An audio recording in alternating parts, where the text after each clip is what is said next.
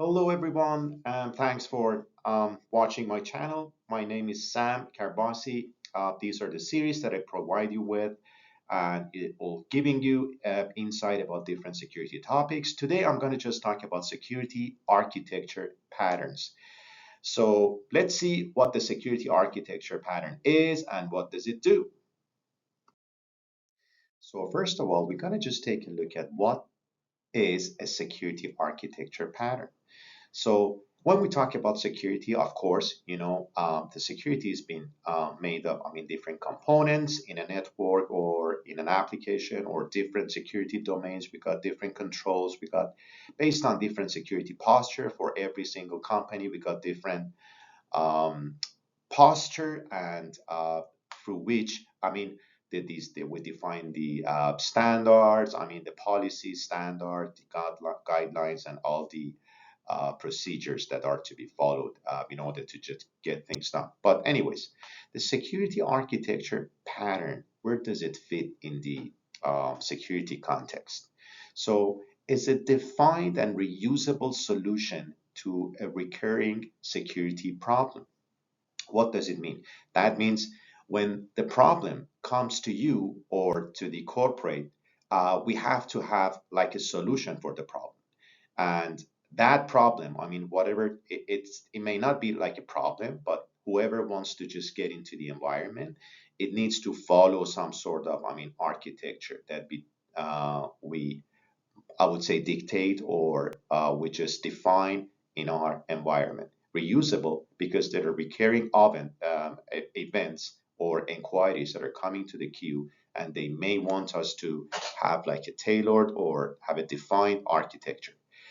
A high level architecture to outline how the solution must be securely incorporated to the system. So whoever wants to talk to me, I have to have a defined structure about the security. It's coming from my standards or corporate standards and policies, and this is whoever comes to me should follow, right? A diagram to show the flow and how the security is maintained. That means we should, of course, architecture always associated with diagram, right? All the architects, they got just the architecture started with the pen and paper, right?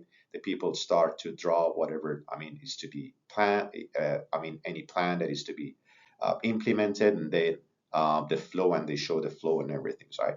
So we should show in a diagram the components and the flow, like how the packet or stream or whatever you name it is going to just go from point A to point B, and what elements are involved in that diagram.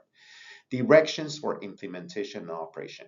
That means it should give you a direction as to how to implement and operate. It doesn't give you a detailed instruction because it's the highest level, but it will show you who to go to and where to do the things related to implementation and operation. May add use cases. The security architecture pattern may add, some use cases in the um, document. May or may not be vendor agnostic because some of the companies, they're just, let's say, Microsoft Shop, Google Shop, or Amazon Shop, or they might be based on one of these public cloud systems, and they might be using some of the proprietary, component security components like WAF, API gateway, or whatever is applicable, right?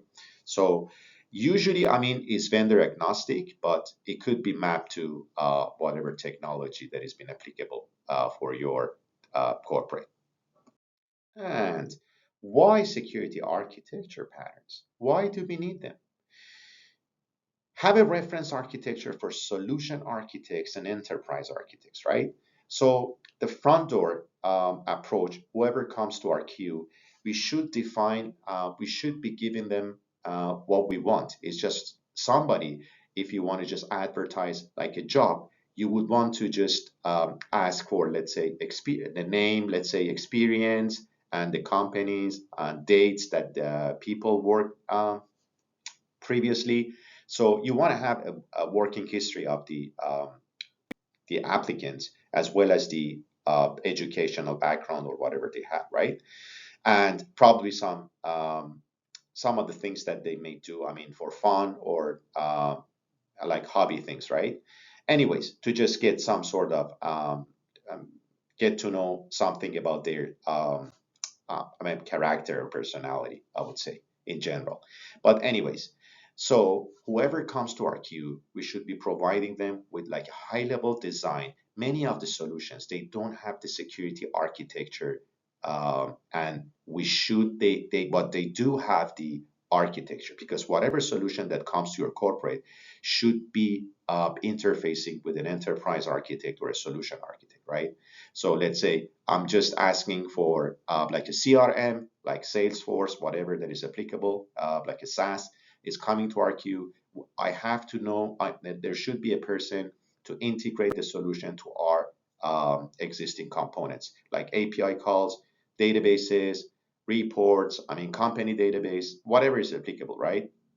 They should be interacting through the whatever interface that is going to be available in there. So there has to be a solution architect. So when the solution architect comes to play, we provide a solution architect with a guideline or with a design or architecture pattern that shows them, okay, if you're just interfacing with APIs, you have to use this pattern. You have to use API gateway. You have to use, if this is a user to machine or if it's a machine to machine, you have to follow these instructions. Let's say use two-way or MTLS um, encryption and authentication with the certificate, of course. And then you have to use, I mean, this API gateway, and you have to just enable or follow whatever filtering or mechanism that you want to just add on the API gateway. So that's a reference security architecture for recurring inquiries. That means if you have a security architecture, of course, whenever you ask whoever is coming to our queue I mean, the security for security review, they will be providing you with a high level design, and that high level design has got a reference that takes them to the security architecture patterns. That means because they're coming always, there's SaaS integrations that are coming to the queue. So they know that, okay, this is the library for security patterns. And if I'm SaaS, I click on it and there is SaaS, and these are the use cases related to this one. And then that's what I should follow, right? I should have, let's say, these components: API gateway, firewall, WAF, whatever, right? And DDoS, like if it's publicly presented to the internet or publicly available, I would say. Offer as a guideline at the front door. So this is a guideline, as I said. I mean, I don't want to repeat myself. Speed up the security architecture review. So when you have this, not that the ones that come into your queue to be reviewed are much easier to find what you are looking for, but even for internal people or new hires, they would just easily go through the document or patterns, and they would find what the company policy and standard or architecture, security architecture would be, right? And that would definitely simplify the process of reviewing all the security architecture tasks. Now let's talk about the structure of the pattern. The pattern itself, there are different actually structures for the pattern. You could just go search online and do select whatever you want, matching your desire. But it would definitely be starting with the name. That would be, I mean, the name of the pattern. Let's say we have an example like for, let's say, DDoS protection or intrusion detection and prevention, or let's say API calls or machine to machine calls, or any kind of authentication or authorization with, let's say, OpenID, OIDC, or OAuth, and of course, OAuth version 2 and OIDC, whatever your company follows, right? You could have LDAP for Active Directory integration for IAM. And these patterns, of course, they're just different topics under each and every single security um, domain. So it could be application, it could be network security, it could be IAM, and so on and so forth, right? And the problem is the state you would state the problem. So what are you trying to resolve, and what exists as a problem, right, that you would want to resolve? So is that like an API call, you want to make it secure and you want to make sure there is no unwilling attempt through the API calls, and you want to make sure that it's been secured. Okay, that is a problem statement, right? The solution overview. That means what the solution is trying to resolve. So you know the problem, and you have to just provide a solution to resolve that problem, right? And you have to just list the relevant security controls. So the next thing that you would like to talk about is the flow. So what will be the flow if you're just implementing through the security architecture and components that you may want to introduce or describe? What is the flow, step-by-step flow from one to whatever, right? And from start to end, of course. And there would be a diagram, and this flow would be mapped to the diagram. So whatever flow is talking about, it should be shown or visible on the following diagram. And the diagram provides a high level, the highest level, I would say, diagram to show the components and the flow itself. And finally, the implementation. So if I want to implement, so I now that I know from the outsider point of view, or I would say perspective or standpoint, I would say, okay, now that I know that what are the components involved, let's say by having API calls, or if I want to have a machine-to-machine API call, so I have to follow this one. And now that I know what to follow, how do I just get it implemented? What is the first step, right? Where's my next step to just get into the implementation phase? And then what is the operation? So that is what you should address here. And you may want to address this relevant supported technology. Your company may support, let's say, Azure API Gateway, your, let's say, Google APG or whatever, right? So you have to just list whatever solution that you're going to be supporting. So your implementation may not support, let's say, AWS Gateway. So you wouldn't list it, right? But Azure and Google. So that's what you would list in here for them to know what they are trying to interface with. Now, let me just give you an example of the security architecture pattern. Um, as you see, these are vendor neutered or vendor agnostic. This is for intrusion detection and prevention system. So the problem statement, what is the problem that somebody or an intruder attacker is coming to the company? How do we prevent it, and what is the solution?